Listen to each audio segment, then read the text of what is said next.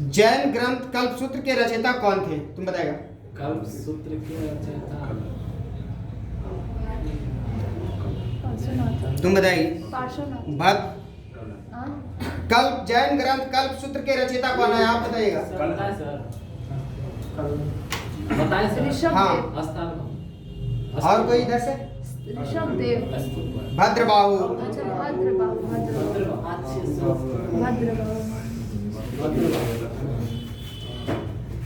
Next question बताइएगा, आप बता दीजिएगा।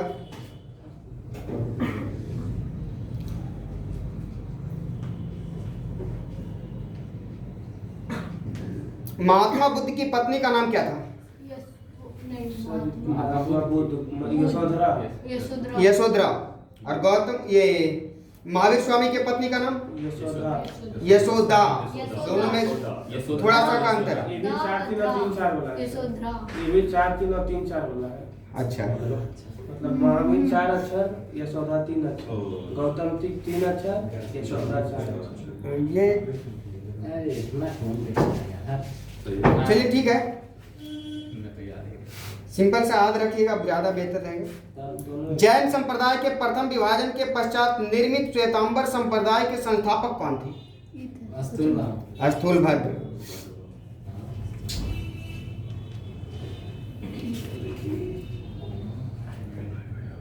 प्रथम जैन संगीति कब और कहाँ हुआ था? प्रथम बौद्ध संगीति, सॉरी, प्रथम बौद्ध संगीति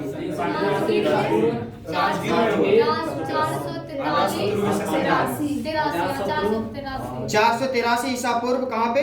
राजगीर में। उसका अध्यक्ष अजातशत्रु नहीं, अध्यक्ष हम पूछ रहे हैं, शासक नहीं। शासक अजातशत्रु।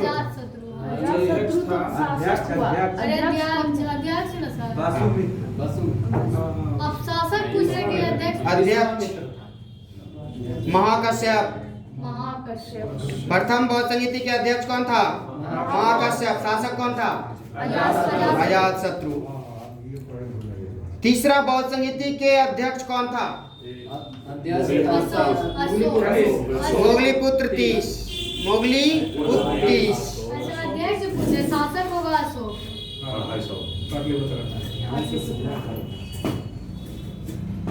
चौथा बौद्ध संगीति कहाँ हुआ था?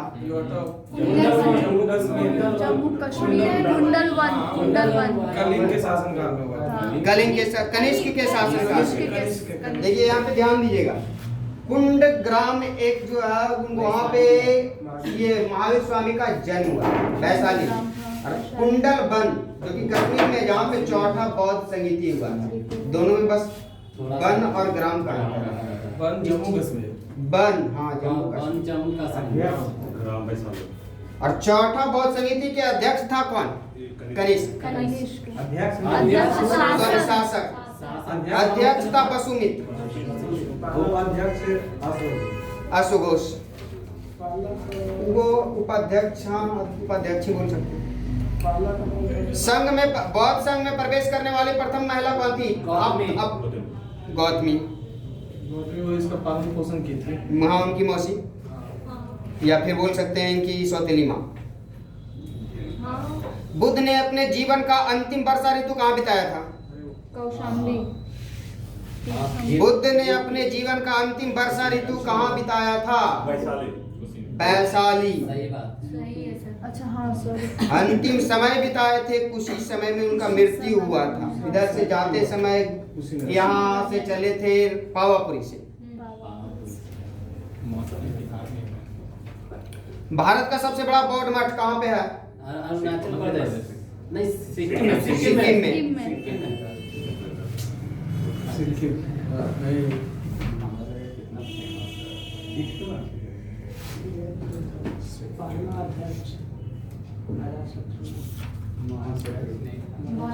तीन तो याद कर लीजिएगा, तीन में तो दिक्कत नहीं होगा।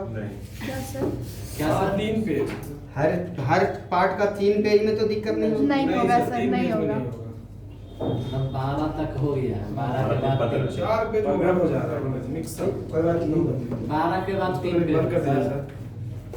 चलेबे नहीं किए, डरा नहीं है सर दिखाई ना सर। वो होता है कभी कभी सर।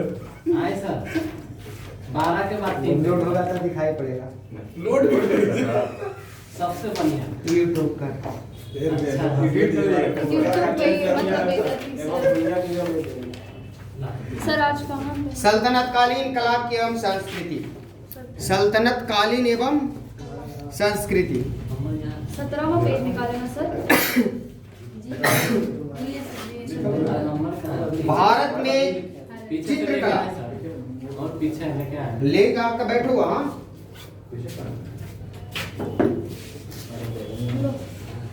भारत में चित्रकला भित्ति, चित्र तथा सचित्र पांडुलिपि दोनों रूपों में पाया जाता है। भारत में चित्रकला भित्ति जो है, चित्रकला भित्ति जो है चित्र तथा सचित्र, चित्र तथा सचित्र पांडुलिपि दोनों रूपों में पाया जाता है। कौन कौन सा रूप में? चित्र में भी और सचित्र में भी। सचित्र मतलब क्या चीज? वही चित्र है ना? भित्ति चित्र भीमबेटका से लेकर, भित्ति चित्र भीमबेटका से लेकर अजंता, एलोरा तथा बादामी से प्राप्त होता है। सबसे पहला जो भित्ति चित्र यानी दीवाल वाला चित्र, भित्ति चित्र मतलब दीवाल वाला चित्र, समझ रहे? तो वो भित्ति चित्र सबसे पहले कहाँ मिला था? भीमबेटका की गुफा में, मध्य प्रदेश में। उसके बाद ये अजंता की गुफा में भी, एलोरा में भी और बादामी में भी प्राप्त हुआ है। चारों जगह से भित्ति चित्र भीमबेटका से लेकर अजंता, एलोरा तथा बादामी से प्राप्त होता है। नेक्स्ट क्वेश्चन, नेक्स्ट पॉइंट है पांडुलिपि ताड़पत्र और कागज पर, पांडुलिपि ताड़पत्र और कागज पर जैन सौदागरों द्वारा मंदिरों तथा मठों के पुस्तकालय को दिया जाता था। पांडुलिपि ताड़पत्र जो है और कागज पर जैन सौदागरों द्वारा मंदिर और मठों को, मंदिर और मठों के पुस्तकालय में दिया जाता था।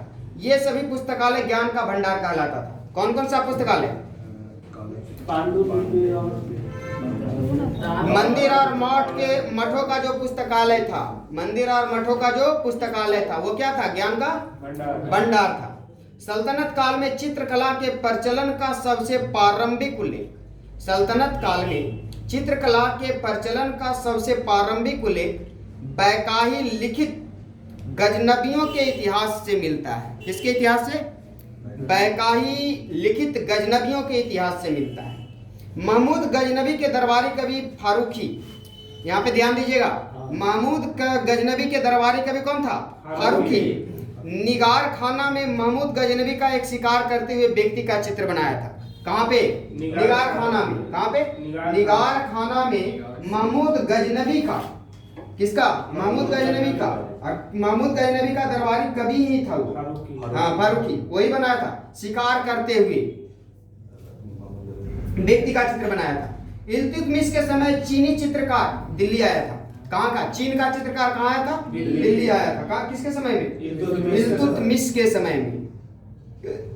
इसकी पुष्टि इसामी के फतू उस सुल्तानी से होता है।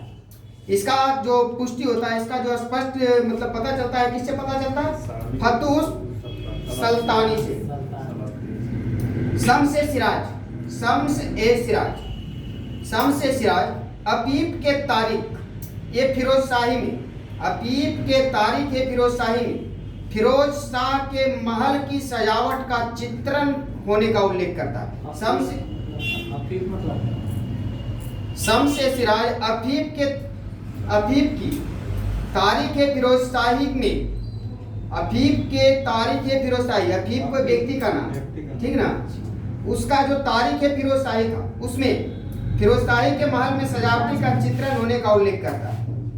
कुरान के प्रथम प्रतिलिपि, कुरान का प्रथम प्रतिलिपि 1399 ईस्वी में ग्वालियर में सुलेखित किया गया था। कुरान का प्रथम जो प्रतिलिपि, प्रतिलिपि का मतलब क्या होता है? पहला कॉपी, प्रतिलिपि 1399 में ग्वालियर में सुलेखित किया गया था। कहाँ पे? ग्वालियर में। यहाँ पे क्वेश्चन आ सकता है कि कुरान का प्रथम प्रतिलिपि कहाँ सुलेखित किया गया था? ग्वालियर में। कब किया गया था? 1399 में। महमूद बेगड़ा के समय, किसके समय? महमूद बेगड़ा के समय अहमदाबाद में जिस चित्र शैली का विकास हुआ, महमूद बेगड़ा के समय में अहमदाबाद में जिस चित्र शैली का विकास हुआ उस शैली में कुरान की लिखावट के लिए प्रयुक्त लिपि सुरदुल के नाम से जाना जाता है। किस नाम से? सुरदुल के नाम से। अब यहाँ पे ध्यान दीजिए, महमूद बेगड़ा के समय अहमदाबाद में चित्र शैली का विकास हुआ था। कौन सा? अहमदाबाद में चित्र शैली का। और इसी शैली में कुरान के लिखावट का प्रयुक्त लिपि सुलूद के नाम से, यानी कि जो कुरान में लिखावट होता था वो शैली को क्या नाम था? सुलूद। कुरान में लिखने वाला शैली का नाम क्या था? सुलूद। किसके समय में? महमूद बेगड़ा के समय में। आगे कल पढ़ेंगे।